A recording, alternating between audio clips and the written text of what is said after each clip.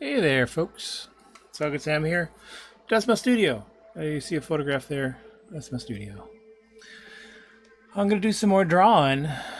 I just figured out how to use noise suppression on my microphone so I can have my AC on and talk to you without obnoxious amounts of background noise. How about that? Chat is open as usual. Say hello if you like. Leave a super chat.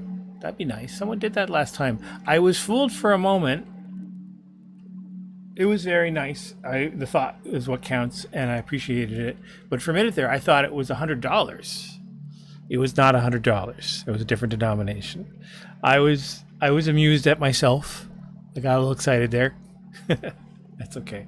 I appreciated it. It was a nice gesture. Someone said hello is apparently regular around these parts. As usual, just a little background if you're new to the channel. I am Salgood Sam, aka Max Douglas. Salgood Sam is my name backwards.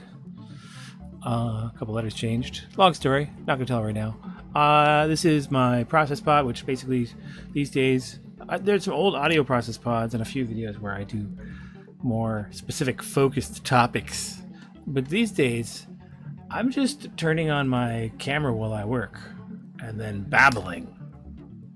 So you have no idea what I'm going to say.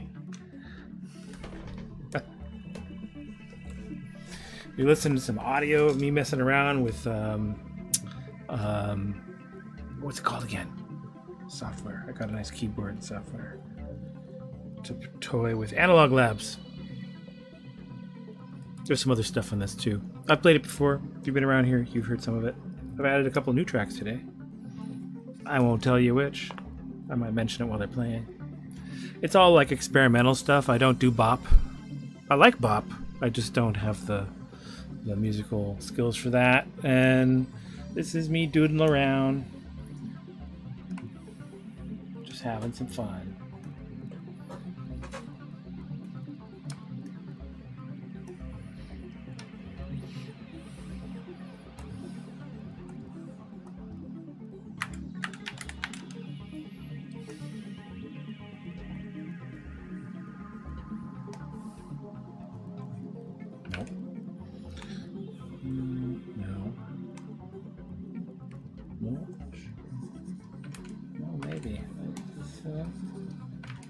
Oh yeah, that one.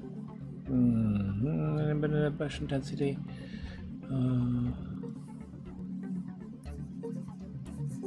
Yeah. There we go.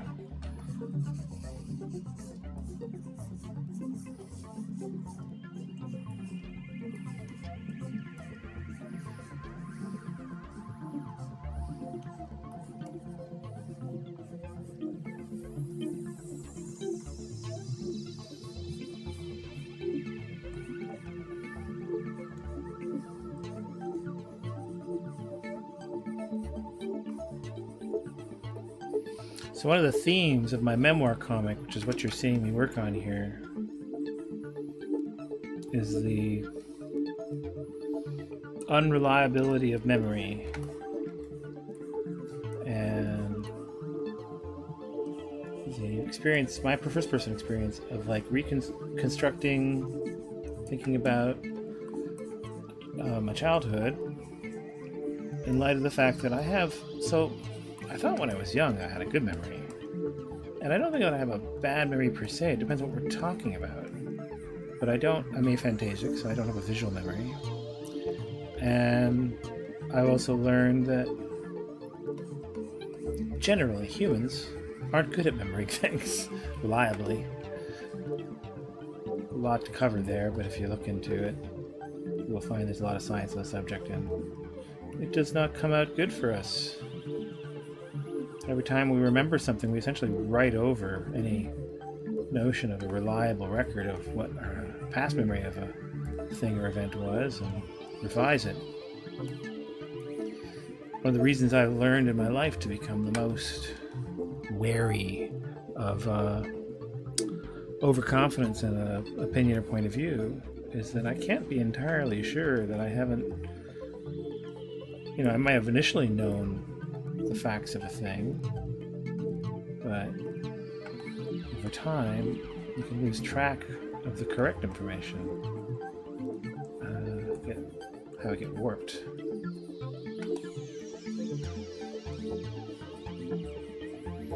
So the first red flag for me for anything is like if someone's really certain. I don't like say no way and absolutely automatically doubt them. That's just silly. It's got to be a little more structured. But I start wondering, like, we should check that. Can we check that? Can we look that up? A good semantic search for that. And read laterally a little. It's not doing your own research. People like using that phrase a lot of times. Sorry, if you're not doing like controlled readings and detailed critiques and comparative analysis and a whole shitload of other things, you aren't doing research. You're reading things. It's a different thing. Different thing. It's good to be informed. Just don't pretend it's more than what it is. But as a layman trying to get informed, there are a number of tricks and devices one must use. Lateral reading's a good one. Who's the source of this idea or piece of information?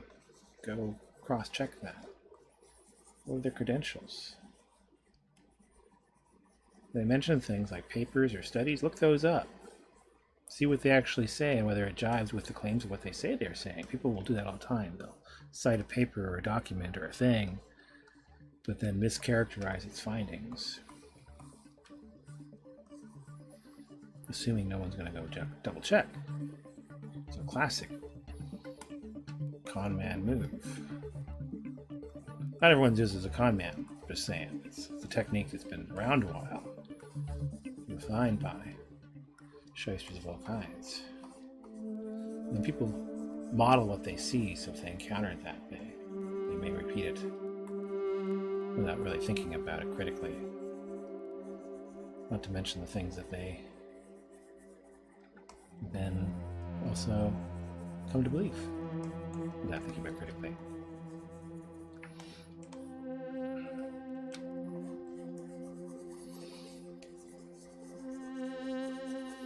So that meandered. But all to say, memory, don't trust it. This particular event, my father's funeral, I can't really claim to have a memory of the experience firsthand. I think I remember what happened. I remember feelings that I had.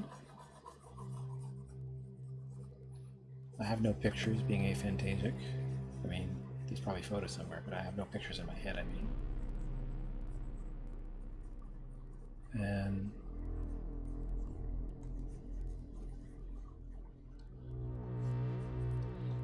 I have also been told stories about what happened. And the scene that I'm working on right now is one of those. I was told a lot, different versions of it, different people. And I'm pretty sure something like it happened, but I have no clue which version of the events is reliable. The one thing I remember is how I felt. I remember realizing that I'd said the wrong person's name and mistakenly identified Pepe, an Ecuadorian ex-merchant marine who was married to Susie, shared a house with my mother and me when I was a kid. I called him my father's name at my father's gravesite. And a lot of people read a lot into that, but it was actually just my brain kind of glitching, which it does a lot. So I was very embarrassed. And I also was just uneasy with what I've come to recognize later was a kind of, we're not Protestant, but my mother's side of the family definitely grew up sort of blending into Toronto's Gentile culture a bit more than, say, some other Jewish families might have. I think it was kind of her mother and father's thing. And then my mother wasn't really super Jewish when I was growing up. She's still not especially religious. She's more spiritual than religious, I think. I don't know. I shouldn't speak for her, but that is my impression.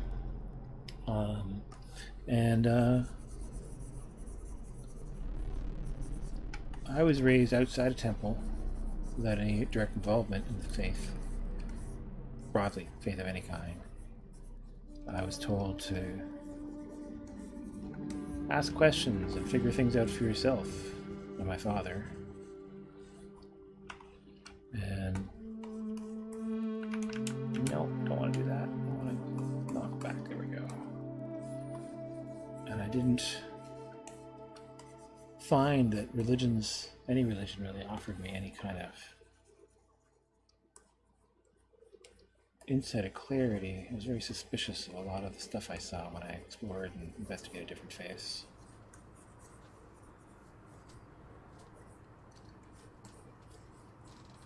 So I was wondering, the audio was just switched to field recordings.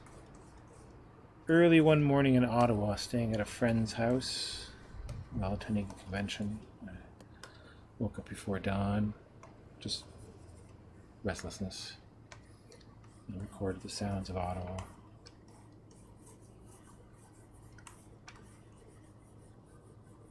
This is the house I'm staying at, is the owners of the Mayfair Theatre.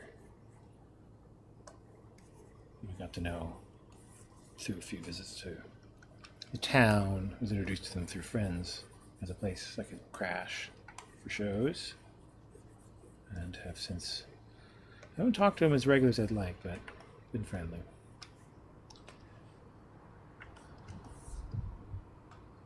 Uh, 60, yeah. This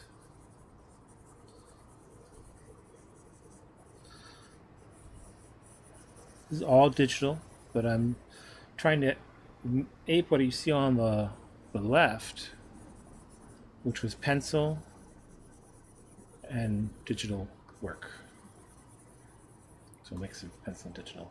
So line work here is grayed out, and I try to keep it also loose and sketchy like the pencil work in the last page. The style of this art, the art on this comic, changes from scene to scene quite a bit. It's a reflection of the whole memory thing I was talking about. At one point I was going to try to codify it more, where if it was looser or more sketchy, that meant that it was a vaguer memory. But that didn't, it felt forced as I was trying to do it. And I'm kind of going with more of just an intuitive, draw it the way it feels thing. I don't know. It's very instinctive. This is the making process of what style to use. It's all very instinctive.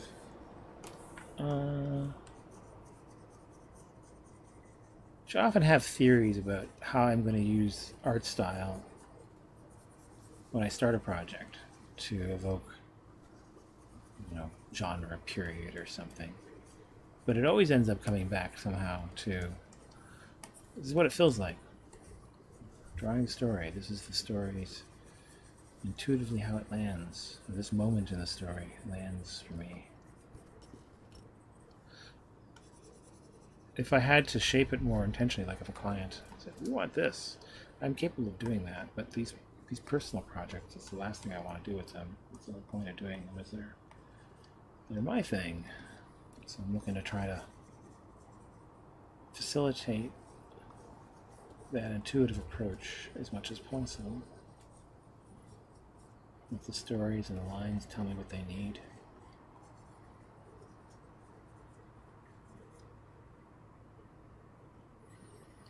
I think I want to put this on multiply so I can use the lights. That's right. That's been a bit of a blending hurdle here. It's almost over. There we go.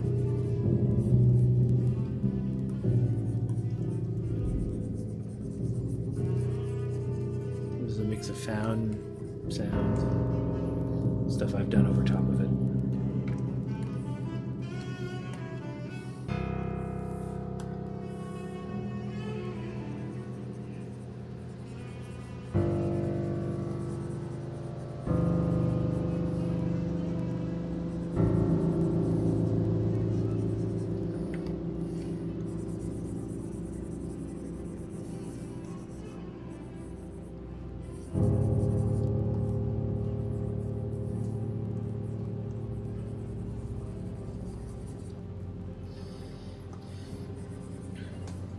I owned a Roland Juno 60 back in the 80s as a teenager. I wanted my mother to teach me how to play piano, or keys anyway, on it. But it never really happened. And I ended up losing it along the way, which was sad because it was an amazing instrument. I'd make strange sounds on it like you're hearing now. But be self-conscious because it ain't quote-unquote music. Then things like Godspeed You Black Emperor came along. Years and years later. Helped. There was other things too. That was just one of the ones I really liked the most. That really helped me realize that was some bullshit that I had absorbed somewhere along the way. You do not have to be an expert to enjoy a thing. I'm a professional artist, so obviously I put a lot of craft and work into my art. Even then, some of the reasoning for the looser approach to the art on this story is precisely because I also want to make it very doable. It's appropriate narratively, but it's practical as well.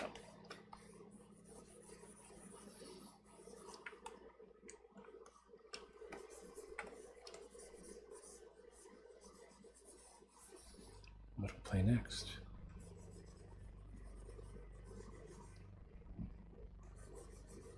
I think I'll go in and cut out what I don't want afterwards. Let's be a little freer. There we go. Trying to make the strokes in the direction that I want the patterns on the wall.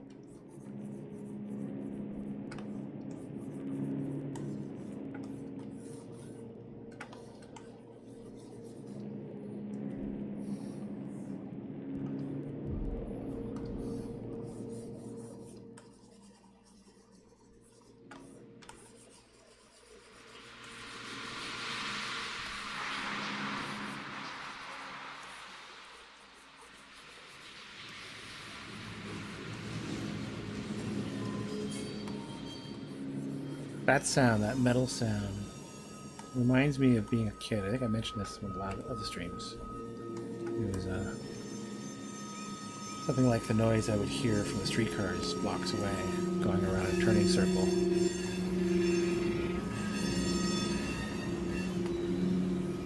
I'll put it on this playlist because it appropriately is something memoir related.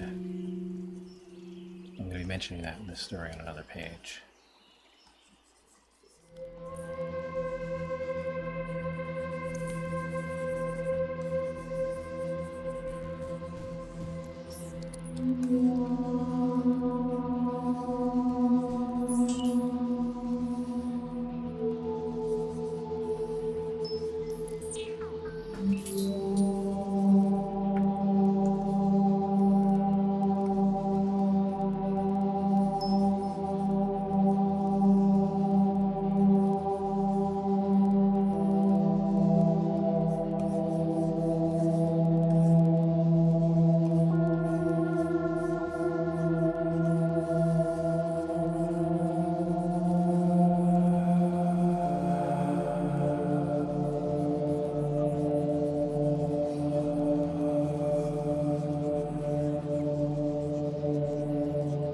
I don't really sing, but that's me breathing.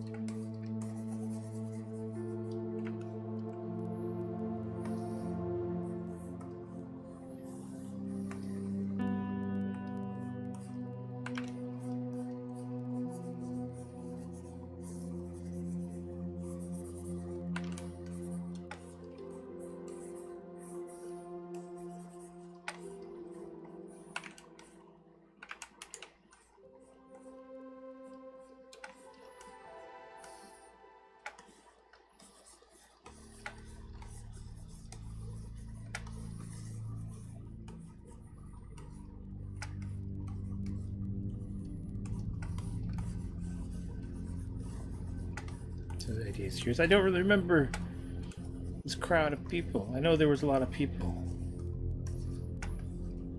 And there's a few faces I kind of have this, I don't know, like I don't see things in my head, but I do have this way of knowing and holding faces in memory, but not in a visual. I don't know, it's hard to explain.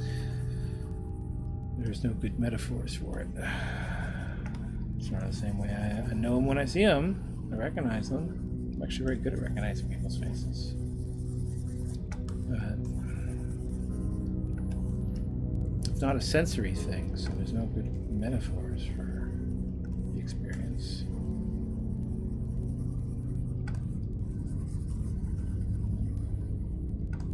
I love how ominous and heavy these sounds are. My grandmother had a piano. It was actually my mother's piano. She played concert piano when she was young, competitively, and then kind of walked away from it for a while. She's actually taking jazz lessons now, getting back into it from what I understand, now and then. But at the time, she'd gotten a little burnt out and had abandoned it, and it was always at my grandmother's when I was growing up. And sometimes when we were visiting, my mother would sit down and play a few things. That was always interesting. And I used to like sitting there and just clonking on the lowest keys, making dinosaur sounds. That's why I thought of them in my head. Probably influenced by watching Fantasia or something.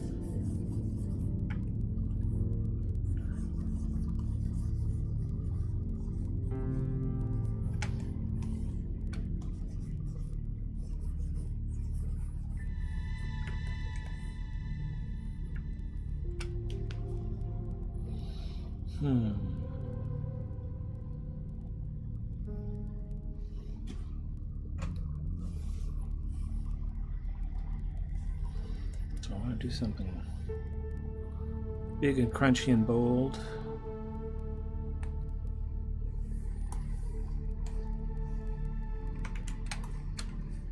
No.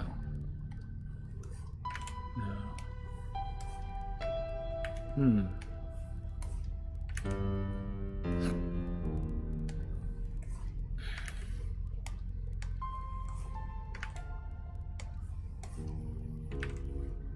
Trying out some different brushes here. Which brush do I want to use? That could be interesting. I don't like that. It's like a canvas or something it's on.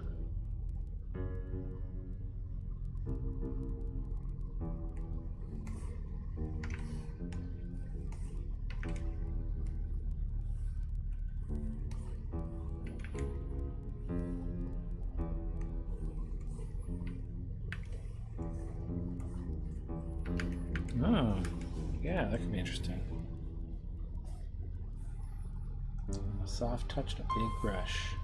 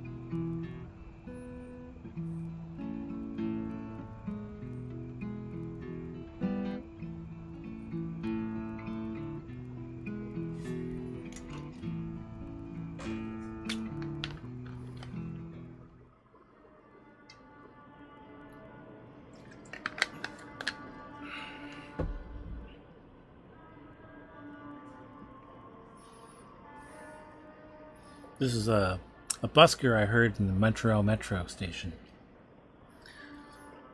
It's like the way the sound reverberated through the station walls.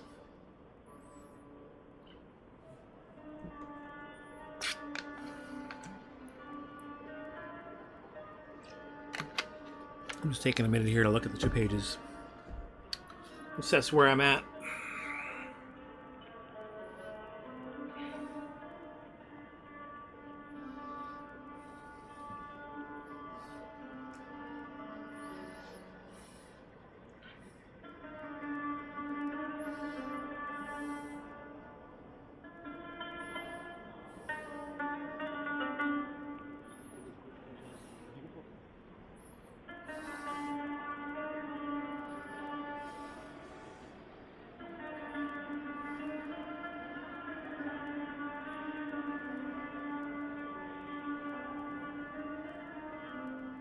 It's coming up in 30 minutes now.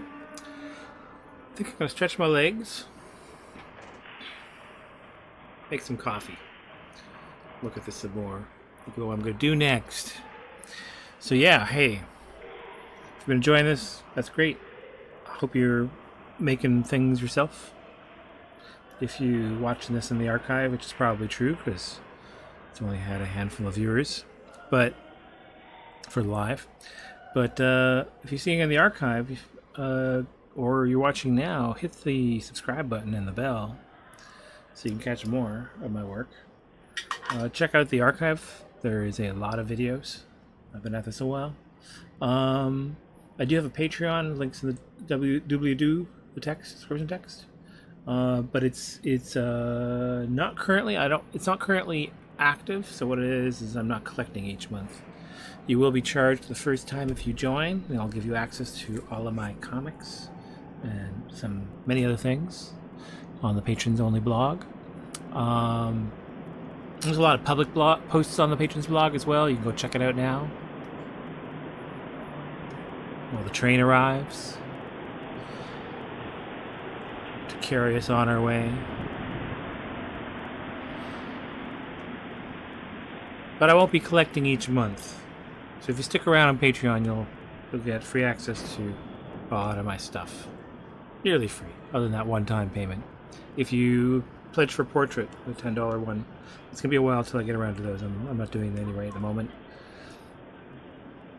Again, as I mentioned at the beginning, I'm doing a full-time job at animation studio, so I've kind of put Patreon and personal stuff more on pause, just so I can focus on the work and making some money. But I'm still doing my comics, as you can see here, just slower. Keep on.